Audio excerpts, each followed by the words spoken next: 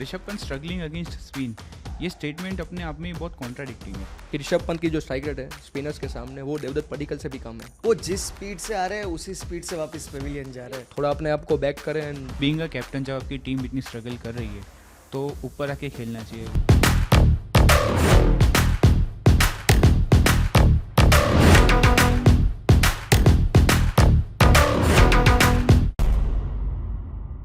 Will talk about one more player. Rishabh Pant को spin के सामने काफ़ी डिफिकल्टी हो रही है, मतलब वो जिस स्पीड से आ रहे हैं उसी स्पीड से वापस पेविलियन जा रहे हैं। नहीं, ऋषभ पंत आखिरी बार नंबर 7 या नंबर 7 के नीचे बैटिंग करने आए थे 2016 में, और जो उनका डेब्यू सीजन था।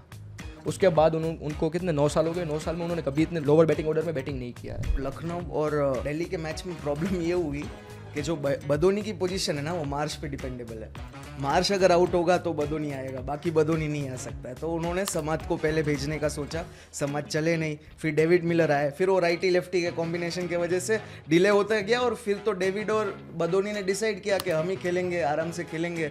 ऋषभ पंत के बारे में अगर हम कुछ याद करें तो हमें याद आता है वो डाउन द विकेट आते हैं स्पिनर के सामने, एंड स्पिनर के सामने वो छक्के लगाते हैं। हमने नेथन लायन के सामने देखा है टेस्ट मैच में, फिर इवन इंग्लैंड के जैक लीच है उनके सामने भी देखा था। मतलब स्पिनर्स उनसे डरते थे, बट वो रेड बॉल क्रिकेट में, वाइट बॉल क्रिकेट में जब बात आती है तो Rishabh Pant is facing issues against spin. बिल्कुल बहुत ज़्यादा इश्यूज है उनको, एंड मे बी इसी की वजह से वो पहले 3-4 matches 5 matches I think number 4 पे हैं। नाउ उनकी जो बैटिंग पोजीशन है वो डिपेंड कर रही है कि वो या तो फिर अगर जल्दी विकेट गिर गई तो आएंगे, अदरवाइज लास्ट में आएंगे। जैसे वो दिल्ली के सामने है, वो राह देख रहे थे कि 16 या 17 ओवर के बाद अगर कोई विकेट गिरती है तो वो आएंगे, but he is literally facing issues against spin. Rishabh Pant struggling against spin, ये स्टेटमेंट अपने आप में बहुत कॉन्ट्राडिक्टिंग है।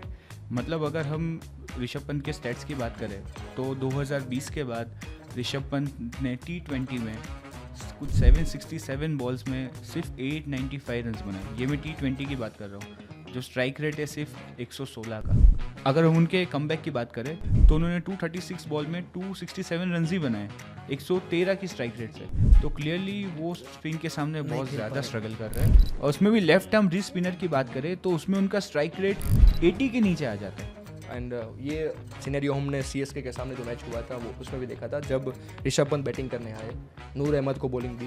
नूर अहमद ने ऋषभ पंत के सामने कुछ 15 बॉल डाले, उसमें से 10 डॉट बॉल्स और सिर्फ 6 रन बनाए उन्होंने। और दिल्ली कैपिटल्स के सामने अगर मैच की बात करें तो एक बार फिर अक्षर पटेल ने अपनी कैप्टनसी से इंप्रेस कर दिया, बिकॉज अगर आप देखो तो कुलदीप यादव ने पहले 10 ओवर में एक भी ओवर नहीं डाला था। जैसे चौहान भाई ने बताया कि ऋषभ पंत का record left arm rest spinner के सामने बहुत खराब है, प्लस कुलदीप यादव का जो रिकॉर्ड इंडिविजुअली वो निकोलस पूरन के सामने अच्छा है।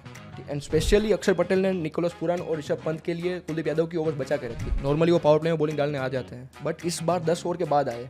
एंड एक और फनी स्टेट भी है कि ऋषभ पंत की जो स्ट्राइक रेट है स्पिनर्स के सामने वो देवदत्त पडिक्कल से भी कम है आफ्टर IPL 2020। देवदत्त पडिक्कल की स्ट्राइक रेट कुछ 120 के आसपास है, ऋषभ पंत की 116 के आसपास है। सो मतलब एक चीज़ तो है कि वो खुद अपने आप को बैक नहीं कर रहे। जो मतलब जो अमाउंट होता है ना, जो फर्स्ट सेकंड थर्ड जिसको जो मिला जाता है, वो एक खुद एक प्रेशर बन के आता है आदमी पे। और साथ में अगर आप कैप्टन भी बनते हो ना तो मतलब और एक प्रेशर आपके ऊपर आ जाता है। और Rishabh Pant he is a experience player, but अभी वो हाफ वे में है। ऐसा नहीं है कि उन्होंने सब कुछ अचीव कर लिया, तो प्रेशर एक बर्डन बन जाता है। बट फिर भी बीइंग अ कैप्टन जब आपकी टीम इतनी स्ट्रगल कर रही है तो ऊपर आके खेलना चाहिए। 15th ओवर के बाद ऋषभ पंत पे कैमरा जा रहा था, वो खड़े हैं, कुछ ना कुछ कर रहे हैं, गुस्सा कर रहे हैं, फ्रस्ट्रेट हो रहे हैं। जब बैटिंग करना है तब उन्होंने मिलर से बात भी नहीं की, मतलब वो ऐसे ही चले गए आउट होके। तो आई थिंक ये मैच के बाद शायद उन्हें लगेगा कि उनको खुद को ज़्यादा बैक करना चाहिए प्लेयर्स के साथ। बिल्कुल, एंड मे बी आगे जाके शायद हमें दिखेगा कि वो खुद नंबर 4 पे आएंगे। और सभी का फेज होता है भाई, एक फेज खत्म होता है और दिल्ली में ऐसा रहा ही है किसी ना किसी। बट ऋषभ पंत का थोड़ा ज़्यादा ही लंबा चल रहा है। बट आई थिंक जो रेड बॉल, अरे इससे ज़्यादा बड़े बड़े फेज आए हैं सभी के। नहीं, मैं ऋषभ फेज अपने आप चला ऋषभ पंत का ऐसा, एक तो आप लीड लेके आ नहीं रहे हो जल्दी खेलने, उसके बाद आप स्टैंड से वो आ गए भाई, जल्दी भी आ गए, बीच में भी आ गए, आखिरी में भी आ गए। अभी ये वीकनेस है वो तो शायद सभी टीम ने देख ही ली होगी, सभी कैप्टन्स ने देख लिया होगा। अक्षर पटेल को भी दिखा था, MS धोनी ने भी जल्दी।